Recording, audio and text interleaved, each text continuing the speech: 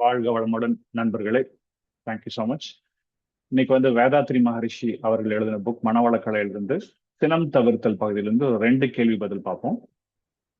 First கேள்வி, குடும்பம் அல்லது சமூக இயலாமையினால் தன்னிலே தோன்றும் சினத்தை எங்கனம் தவிர்க்க இயலும்?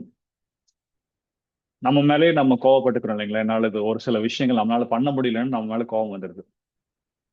உங்கள் மீது சினம் ஏன் எழுகிறது என்று பார்த்தீர்களேயானால் இது ஒரு குற்ற உணர்வு, ஒரு கில்ட் ஃபீலிங் தான்.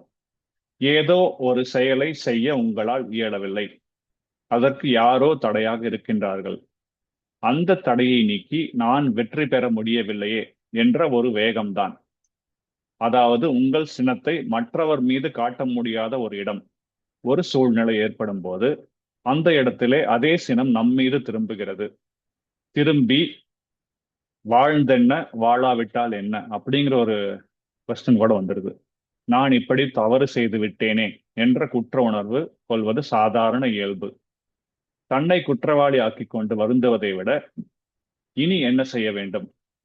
இப்போதுள்ள சூழ்நிலையில் எனக்கு அறிவு இருக்கிறது, உடல் வலிவு இருக்கின்றது, என்னென்ன வசதிகள் இருக்கின்றன, என்ன செல்வாக்கு இருக்கின்றது, இவற்றை கொண்டு இந்த நிலைமையை மாற்றி அமைத்துக் கொள்ள நான் என்ன செய்ய வேண்டும் என்று உட்கார்ந்து சிந்தியுங்கள்.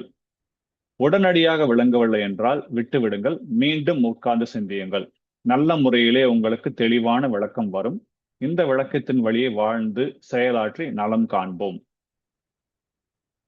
அடுத்த கேள்வி, யார் மீது கோபம் எழுகிறதோ அவர்கள் பட்டியலை போட்டு ஒவ்வொருவராக 7 நாட்கள் அவர்களுக்கென ஒதுக்கி அவர்கள் மீது சினம் கொள்ளாதவாறு ஒரு உறுதிப்பாட்டை மேற்கொள்ள வேண்டும் என்று கூறினீர்கள்.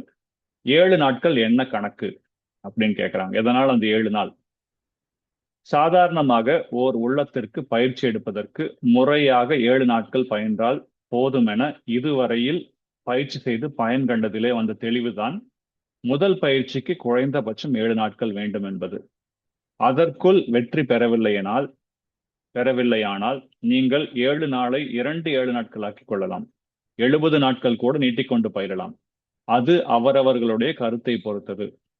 பொதுவாக மனதை பயிற்றுவித்துக் கொள்வதற்கு முறையாக பல தடவை எண்ணி எண்ணி ஒருவரை நினைந்து அவர் மீது சினம் கொள்ளாது அவரோடு பழகிக் கொள்ளும் போது பயின்று கொள்வதற்கு 7 நாட்கள் போதுமென இதுவரையிலே நாம் பழக்கத்தால் கொண்ட தெளிவு கண்ட முடிவாகும்.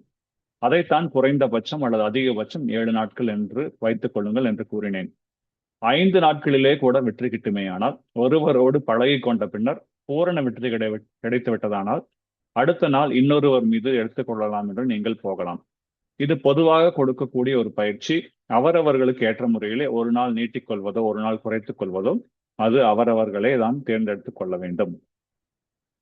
இதுக்கப்புறம் லாஸ்ட் ஒரே ஒரு கொஸ்டின்ஸ் இருக்கு. இந்த ஒரே ஒரு கொஸ்டின் சினம் தவிர்த்தல் இருக்கு. இந்த கொஸ்டினோட நாளைக்கு சினம் தவிர்த்தலோட கேள்வி பதில் முடிஞ்சதுங்க. Thank you so much. இன்னைக்கு ஒரு 2-3 நிமிஷம் என்னோட ஸ்பெண்ட் பண்ணி இந்த கேள்வியை கேட்டதுக்கு நன்றி. வாழ்க வளமுடன். Have a wonderful day. Wish you all the best.